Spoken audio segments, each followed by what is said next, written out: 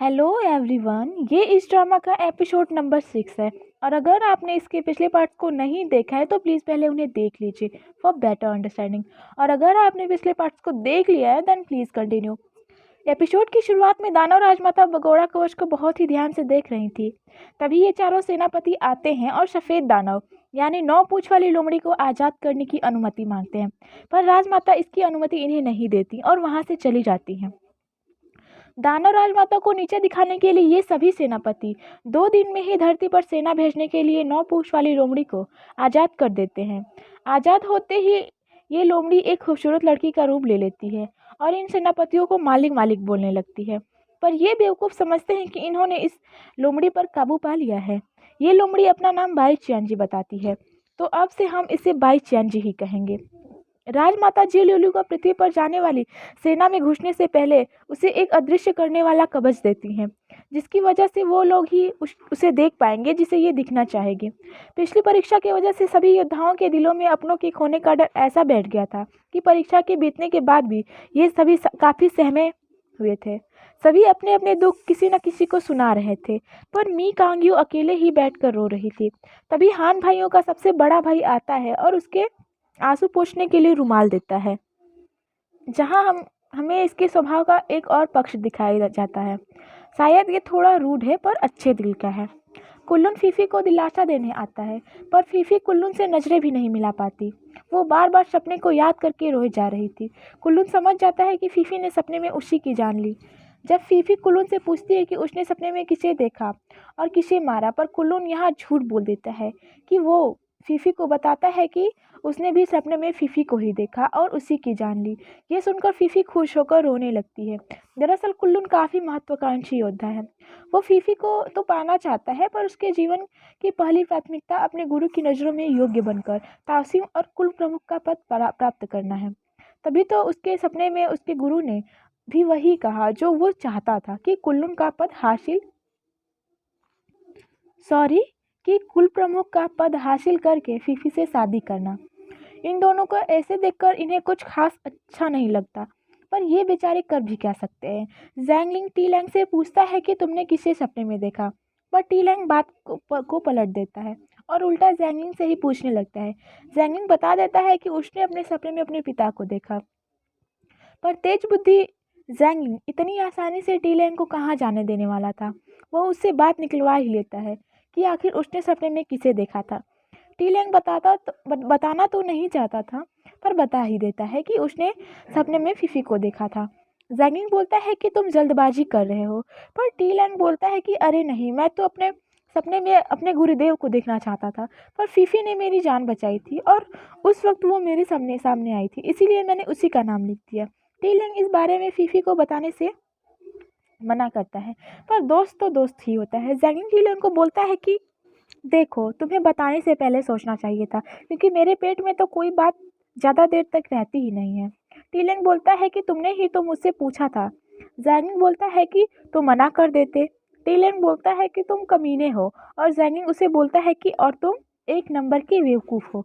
समझे टीलैंग? पर टीलैंग बोलता है कि जाओ यहाँ से, मुझे गुस्सा मत दिलाओ। पर जैंगिंग बोलता है कि तुम्हें जाना है तो जाओ, मैं क्यों जाऊँ, तुम जाओ तुम जाओ। ये ऐसे करते करते इनका झगड़ा खत्म ही नहीं हो रहा था। अगले सीन में ताई गुरु कुल्लून को बताते हैं कि जैंगलिंग के पिता यानी जैंग दासुन ने फीफी की माँ को जान से मार दिया था और इसीलिए उसे गठबंधन से निष्कासित कर दिया गया था।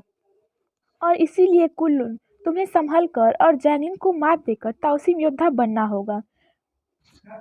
लिंगटिंग को उसके पक्षियों से जानकारी मिलती है कि अकाल की वजह से दानव सेना 3 दिन में ही धरती पर आने वाली है। ये जानकारी सुनकर सारे कुल प्रमुख 10 परीक्षाओं के बजाय केवल 5 परीक्षाएं करने का निर्णय करते हैं, जिनमें से 4 परीक्षाएं हो चुकी हैं और बस एक परीक्षा बाकी है।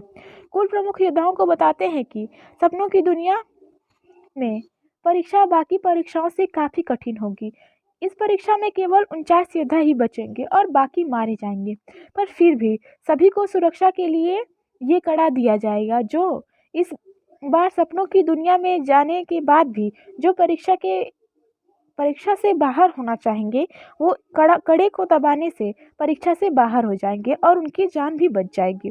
पांचों गुरु इन्हें बताते हैं कि इस बार सपनों की दुनिया का दानव पहले दानव से 10 गुना ज़्यादा ताकतवर होगा, इसीलिए वहाँ तुम्हें उनसे युद्ध नहीं करना है, बल्कि उन दानवों से बचकर केवल 12 घंटों तक जिंदा रहना है।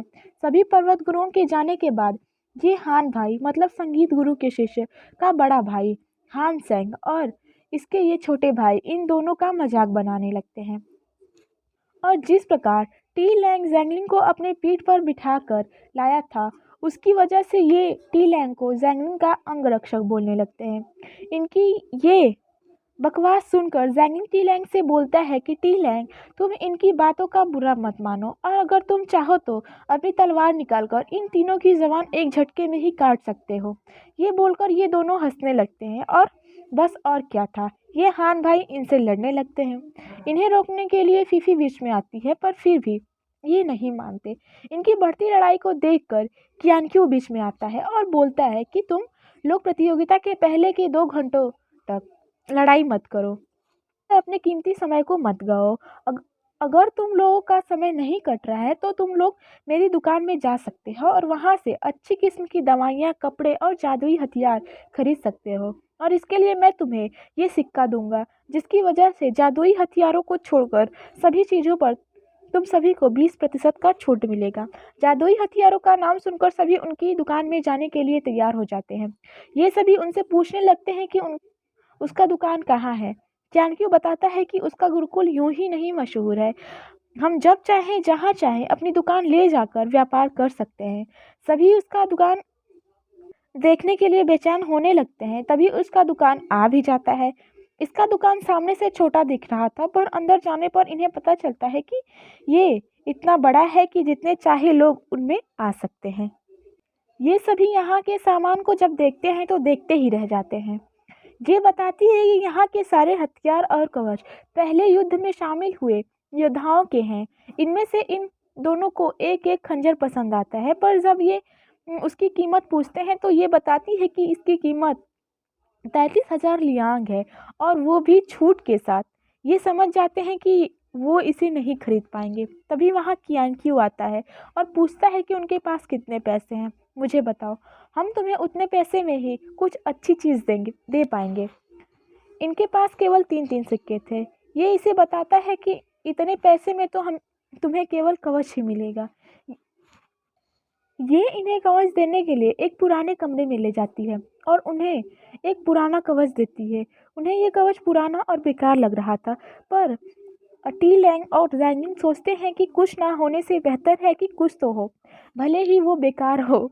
ये एक और कवच मांगते हैं, पर ये इन्हें बताती है कि सारी छूट के बाद भी आपको बस एक ही कवच मिलेगा। इसके बाद ये दोनों कवच को आधा आधा ही ले लेते हैं, और जब ये दोनों इस कवच को पहन के सभी के सामने आते हैं तो सभी इनके इस आधे अधूरे लुक को देख के हंसने लगते हैं। फीफी इन दोनों को 5-5 बारूद के गोले देती है, क्योंकि इन्होंने ना होने की वजह से कोई हथियार नहीं खरीदे थे।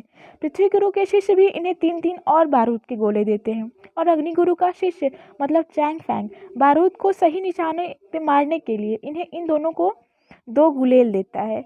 दोनों इन दोनों का शुक्रिया करते हैं और एक दल बनाते हैं ताकि मिलकर दानव का सामना करें।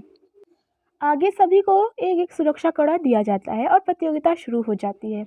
और अगले ही सीन में हमें दिखाया जाता है कि प्रतियोगिता में कुल्लून, युनकी और पृथ्वी गुरु के शिष्य एक कमरे में फंसे हुए हैं। कुल्लून का एक हाथ कट चुका है। यिंग बोलती है कि अब मैं इन्हें और नहीं रोक पाऊंगी। कुल्लून अपने दिनों को याद करने लगता है कि कैसे उसके पिता दानव बन गए थे और ताई गुरु ने उन्हें मारकर इन दोनों की जान बचाई थी और इन दोनों को इस काबिल बनाया। तभी इन पर दानव को और नहीं रोक पाती। ये दानव आग उगलते हुए इन पर हमला कर देते हैं। कहानी प्रेजेंट में आती है और हम देखते हैं कि वास्तव में हुआ क्या था और कैसे कुल्लन का हाथ कट गया था। दरअसल जब ये सपनों की दुनिया में आते हैं तो दानव इन पर हमला कर देते हैं। पहले तो ये सभी उनसे जम के लड़ते हैं, पर इन दानवों की संख्या और बढ़ने लगती है। छाया दानव के जरिए ये दानव लोक में भी परीक्षा देख रहे थे और ये खून खराबा देखकर ये लोमड़ी मतलब बाई चियांजी जोर जोर से हंसी ही जा रही थी और इन्हें समझ में ही नहीं आ रहा था कि आखिर ये पागलों की तरह हंस क्यों रही है। सपनों की दुनिया में अपने ऊपर दानवों का हमला तेज होता देखकर 56 योद्धाओं में से 3 योद्धा कड़े का इस्तेमाल करते हैं और प्रतियोगिता से बाहर हो जाते हैं। ये देखकर संगीत गुरु बोलती हैं कि केवल कायर ही कड़े का इस्तेमाल करेंगे, मेरे शिष्य मर जाएंगे पर कड़े का प्रयोग नहीं करेंगे। पर तलवार गुरु तो खुद को आईने में ही देखी जा रही थी। शायद वो आईने की तेज रोशनी से छायादानों को ढूंढने का प्रयास कर रही थी। इन्हें देखकर ये लोमड़ी मतलब बाई चियांजी इनसे पूछती है कि क्या इन्हीं लोगों से इनका मुकाबला होने वाला है, पर इन्हें मारने में क्या मज़ा है। मज़ा तो इन पर इन सभी का चेहरा देखकर चुप हो जाती है। अगले सीन में सपनों की दुनिया में दानव इन पर भारी पड़ने लगते हैं और उनकी हालत खराब होने लगती है। ये तीनों हान भाई लड़ते हुए दरवाजे की तरफ जाने लगते हैं ताकि खुद की सुरक्षा कर सके। तभी इनकी मुसीबत बढ़ाने के लिए आग उगलने वाला ड्रैगन आ जाता है और हान भाइयों के सबसे छोटे भाई हान